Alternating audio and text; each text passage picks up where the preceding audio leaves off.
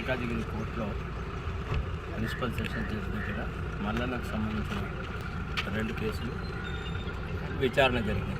తర్వాత కొంతమంది ఎవరైతే అరెస్ట్ కాలేదో మల్లన్న వాళ్ళ బ్రదర్ అట్లాంటి వాళ్ళకి సంబంధించిన యాంటిసిపేటరీ బెయిల్ అప్లికేషన్స్ వేసినాము.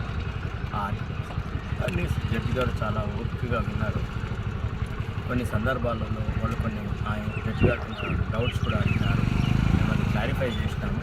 ఈ కేసుని మళ్ళీ మంగళవారానికి వాయిదా వేసినారు. పీపీ గారు మల్లన్న తరఫున అడ్వకేట్ 2 గంటలు ఆర్గ్యూ చేసినాడు.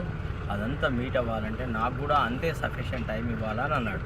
జడ్జి గారు అన్నారు, ఈరోజు ఆఫ్టర్నూన్ నీకు ఎంత సేపంటే అంతసేపు ఇస్తా, ఆర్గ్యుమెంట్ చేయను. అమ్మో నేను చేయలేను, చాలా జడ్జిమెంట్స్ చూపెట్టినాడు, కాబట్టి నాకు వేరే ఒక రోజు కావాలన్నాడు. అయితే ఈ పీపీ గారు ఇక్కడ ఈ కోర్టుకి మండే నాడు రాడు, కాబట్టి మళ్ళీ ట్యూస్డే నాడు ఈ కోర్టులోనే మళ్ళీ ఇదే కేసు మీద పీపీ గారు ఆర్గ్యుమెంట్స్ వింటారు. విన్న తర్వాత జడ్జి గారు తమ తీర్పు చెప్తారు. వారు ఏ తీర్పు చెప్పినా మాకు శిరోధార్యం. Thank you.